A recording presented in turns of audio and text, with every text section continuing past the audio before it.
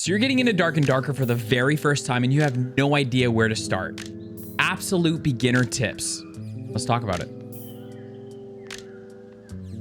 Okay, let's get right into it. If you guys are just coming here for the first time, welcome. And if you've been here before, thanks for coming back. It's good to see you. Tip number 1.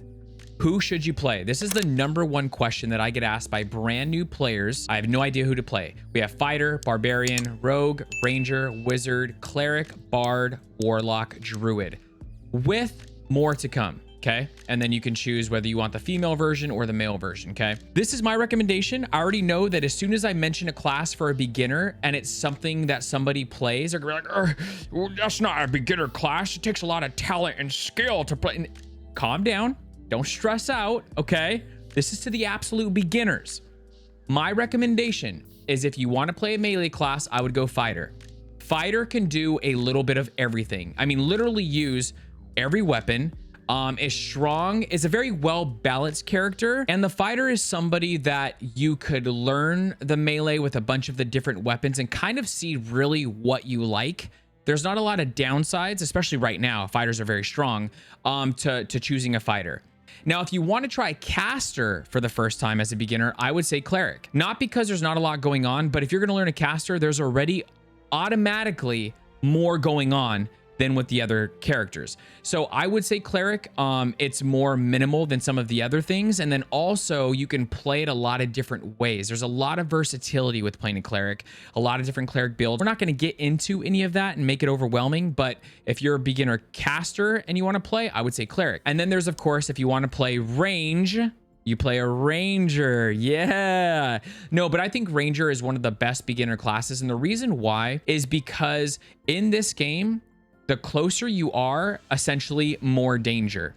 So the fact that you're able to be at a distance when you're killing mobs, be at a distance when you see players, they're typically very fast already, depending on how you build them, but they're pretty much very fast. And you have that bow to rely on, and then when you need to run, you literally put your stuff away and then you just run, and you usually can get away from almost everybody. So Ranger is really good in that regard. Before you start really learning how to fight the mobs, before you start really getting into PvP, you get a lot of grace and forgiveness when you play the Ranger because you have that distance, right? That gap where a lot of the mobs are not going to be directly attacking you. Sure, there's range mobs, but for the most part, I would say Ranger is a great choice for your first time playing the game. All right, this is our main menu. This is going to be tip number 2. Tip number 2 is huge. I wish I knew this before my boys told it to me because I was running around with slappy feet, and this is why. You're going to go to Merchants and you're going to go to Squire.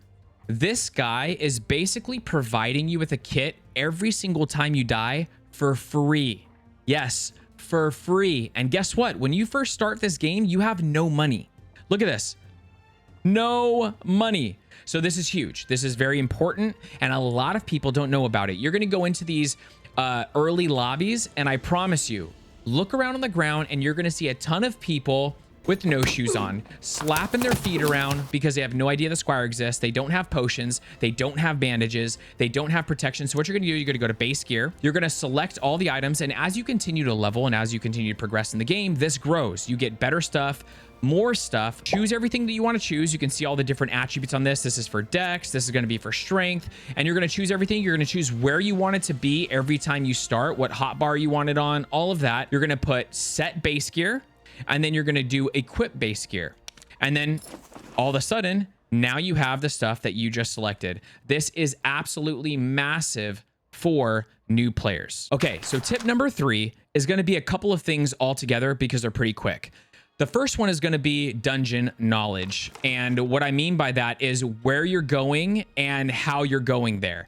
Are you solo trioing? Are you solo duoing? Or are you in pure solos? As a beginner, I would recommend you go Goblin Caves in the beginning, and these all rotate. So when you look at this, it says Goblin Caves, less than 1 minute. Less than 1 minute, every basically 3 minutes. This is changing in a counterclockwise rotation. So after Goblin Caves, it's going to go to Ruins of Forgotten Castle, then it's going to go to Frost Mountain, etc. It's going to keep doing this circle, and that's how the map is chosen. You want to be in solo, and then you're going to click OK.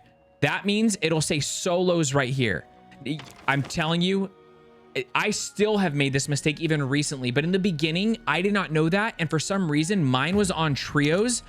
to start. So when I first started playing the game, I was like, dude, this is so hard. And I come from Tarkov, so there's no soloing in Tarkov. So I thought it was the same thing. I thought like you can fight a squad at any point in time. This game is a much different than Tarkov because you can't one-shot people. So it really takes a lot of skill to 1v3 and 1v2 in this game. I was doing trios and I was dying and dying and dying. And this game is already punishing enough. You're gonna die.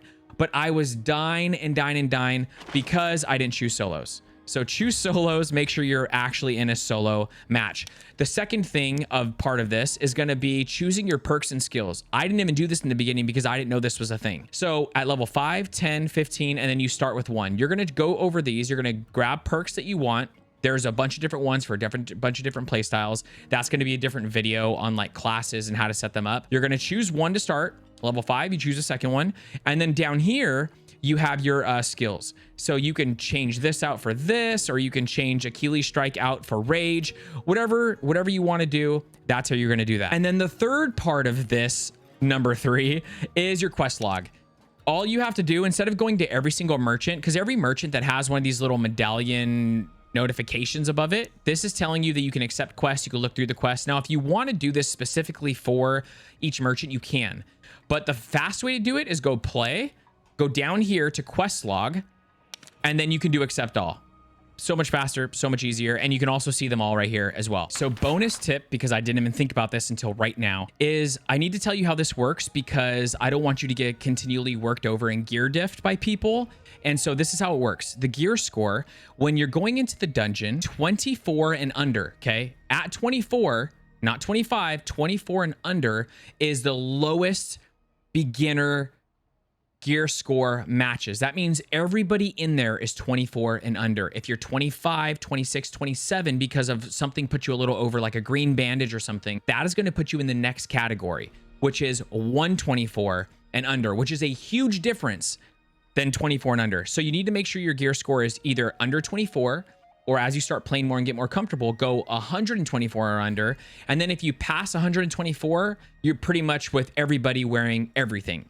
So just real quick, I need to let you guys know that because there's people that you're brand new. And even me, when I first started, I'd go in with like 35, right? I'm at the lowest end of the 124s, and it's completely pointless to do something like that. You want to go in the 24 and under when you're first starting. So one of the main things you want to do, and this is tip number 4, learn how to fight mobs. If you can't fight mobs and you always are dying to mobs, I mean, you're not going to be able to do anything else in the game because it's going to be so frustrating that every new module you go into, there's a lot of different mobs. They all have set attacks, so you can actually learn how to fight them. I learned by watching Ryan 6 days a week videos, and he teaches every dungeon, every mob. I would definitely recommend finding somebody that you like their style on YouTube and learn how to fight mobs. The first tip that I will give you is going to be never use your S. Matter of fact, you could just grab your keyboard and you can rip off your S key. Just literally take it off.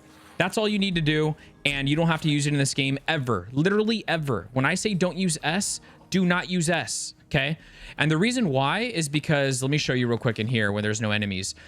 Moving side to side, you want to crab everywhere. Learn how to crab, and I'll show you how to kiss and crab, and I'll show you the crab walk when I'm fighting these enemies. When you go forward, when you go left, or when you go forward, when you go left, and when you go right, it's all the same speed. But when you go backwards, you're much slower. Just to show you guys what I'm talking about, look at, I'm going to pull this up. Look at my move speed, okay? I'm moving forward. Look at this. Moving backwards, 61%. Moving forward, moving side to side, all the same. I'm at 305, 101.6 move speed, okay? As soon as I back up, 61%. That is a massive decrease to your move speed. And there's a lot of mobs in this game that punish backward moving. Backstepping will get you killed over and over and over. And people are like, I'm just not fast enough. I have to get more speed. I have to get more agility. I have to build my character different. No. Just make sure that you're crabbing, okay? You do that, you crab away all that. Here, I'll show you right now. So you're gonna come over here. Watch. Boom. See, you crab away. Don't back up, crab away. Just like this. And what I'm doing is called kiss and crab. You basically, they don't attack until you get in their attack range, like really close. And so this whole time, he's not trying to attack me. So kiss him, crab away. It's how you bait out attacks with these guys. And then it's the same way how you fight them. See, he attacks, I attack. Oh, he's hiding now. Come on. Oh, this is where he's scared, so you have to actually hit him. He won't hit you. See, I just used S on accident. If I didn't have it on my keyboard, I would have never used it. Okay. So kiss and crab method is going to work on all these. Let this bug come up here. Okay. Watch. Kiss. Move away. Okay. That didn't work. Kiss. There we go. Move away. You just move side to side. See? First one, I was just too close, I think. They all have different attacks. Look at this. Come in here. Hello.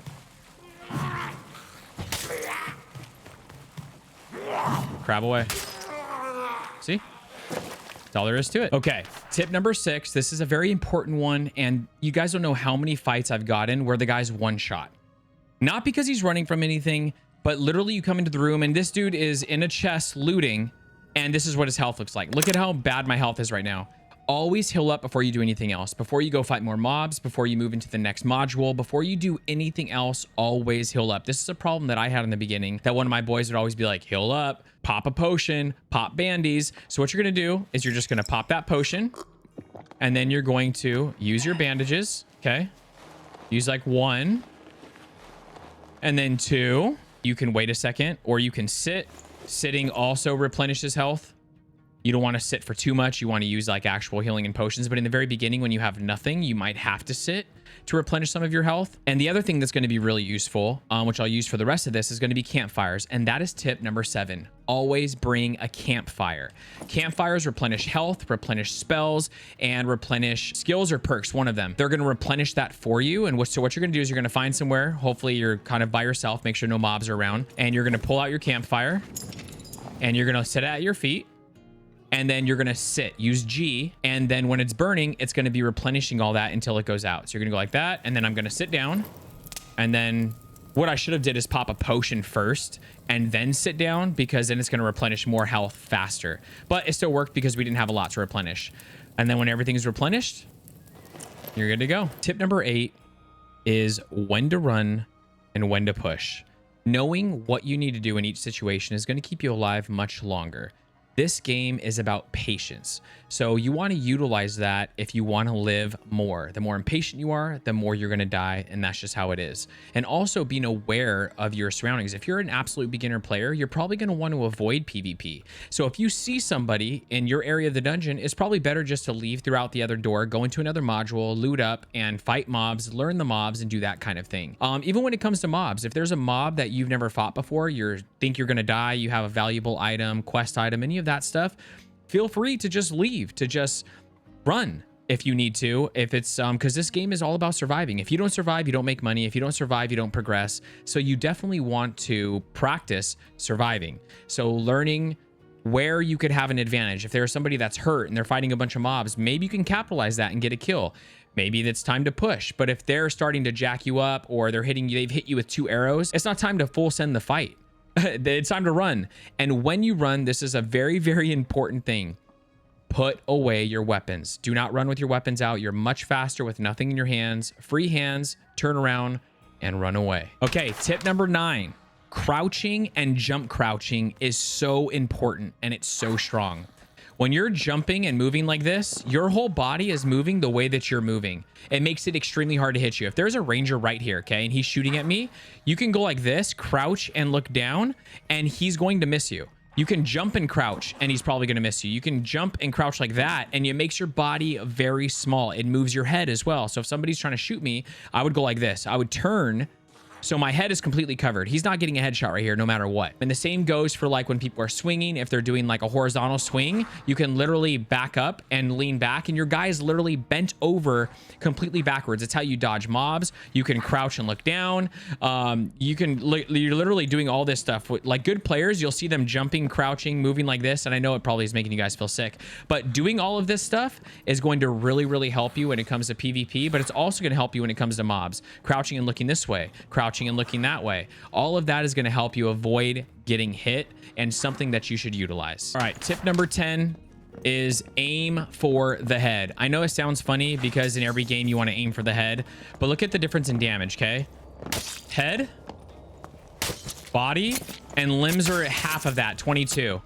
So you want to make sure you're always aiming for the head, whether it is a player, whether it is a mob. The head is going to be the highest amount of damage. So it goes head, then it goes chest, and then under chest, basically like a limb shot is going to be half of what chest is. So it is a big difference in hitting them in the head. It's going to be the difference between you winning and losing fights. If somebody gets more headshots in the fight and you guys have exactly the same stuff, they're going to win. And I know that sounds like it's common sense, but when you're in the midst of fighting, especially in a melee game and it's not a gun game, a lot of times you forget that like headshots are still important. Very, very important. Tip number 11, practice blocking with a shield. It's very weird the way that the shield works in this game. You have to be like, here, let's practice on this guy. You have to hold it like higher than you think. If I hold it like right here, he's gonna hit me in the face. Excuse me. Hold on.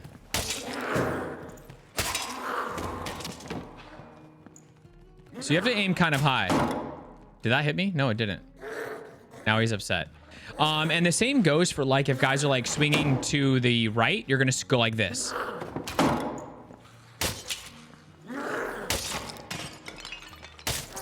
So if there's somebody and they're swinging an axe, like look at how I'm swinging, right?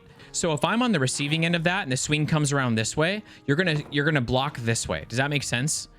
And if they're doing an overhead swing with like an axe and they're coming like way over the top, you're actually going to go like this. You're going to pull it all the way back till you can't. You could even crouch and do that.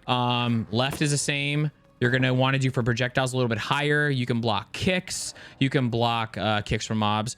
You can block magic. So there's a lot of stuff that you can block. Definitely practice using a shield for a couple reasons. One, it's going to save your life, but two, hardly anybody uses a shield.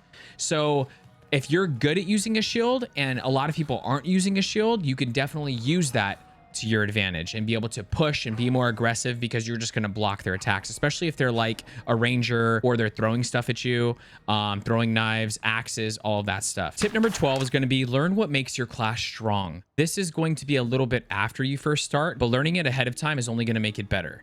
Typically how it works is these top 5 stats right here. These are going to be pretty much the most important, the core 5. And then knowledge, resourcefulness, they're still good, but you're going to be comprising a lot of your stuff off of here. Open details, and you're going to be able to go through everything in much more detail. And this is going to be, as you get later in the game and be able to understand this, I would say when you're in the very, very beginning, just read these over. Strength increases your physical power and damage you do with weapons slightly increases your health. Vigor increases the health of your character, increases the health recovery bonus. Agility increases the regular interaction speed and move speed of your character, slightly increases the action speed of your character. Dexterity increases the action speed and manual dexterity of your character, increases the item equip speed of your character. Will increases the magical interaction speed and spell power, improves your buff, debuff duration, and improves your base magic resistance. So if I'm a ranger, right now I'm prioritizing agility, dexterity, and strength. Vigor's cool, will's cool. Well, actually I wouldn't be using will, but like vigor's cool. I still want that on stuff, but like you want to be able to prioritize stuff. So like when I'm over here, 1 agility is a base stat. And then this is going to be move speed 8, right? Then you're going to have this 1 agility, 1 will, but it has 2 dexterity, which is huge for me. Then it has 1 agility.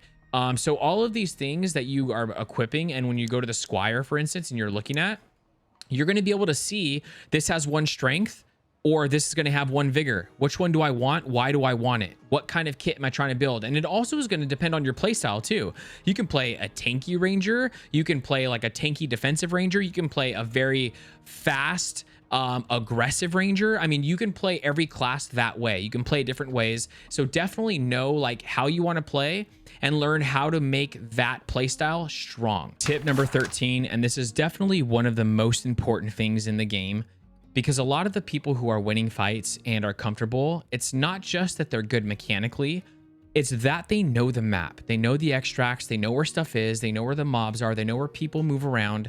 Knowing the maps in this game is extremely powerful. So what I would recommend is go to darkanddarkertracker.com, and I will put this in the description below.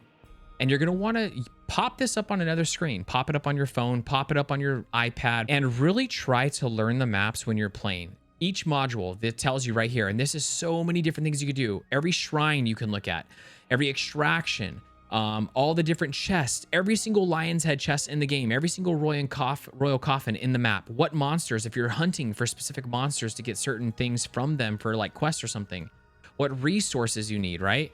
So I was looking at resources because I needed gold.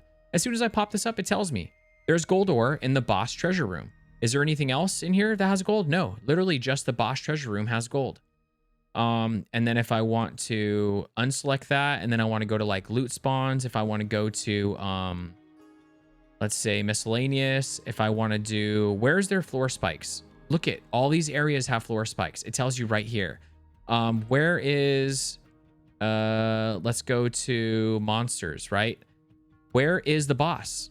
Cave trolls right here. It tells you, and right underneath Goblin Town. Where's Cyclops? Right under here, right underneath the Goblin Maze. So this is very, very useful. And then everything that's blue is an extract. This is an extract where you leave up the stairs. This is an extract. This is called blues. This will be 3 pillars that pop up, and you're going to be able to trigger each one, interact with each one, and it's like little blue circles. And then more stairs. This is a rope extract. The rope comes down from the ceiling and you can leave that way. So everything blue on here is an extract. This is a platform that rises and falls, and then you take it up when it's rising, and it'll rise you right out of the map. So this is good to know. This is good to know that if you're in Cavern Lake, that there's an extract south of you. That if you're in Ant's Nest, there's an extract literally underneath you, above you, because this is the thing. A lot of these are one use. So like, let's say somebody takes the extract in Goblin Prison A, then what do? If you have this up, you could be like, oh, well, there's another extract right here that anybody can take. There's also one south that I can take right here. There's one southeast, west, over here, a rope. So this is very, very good. And it's for every single map. You have the ice cavern.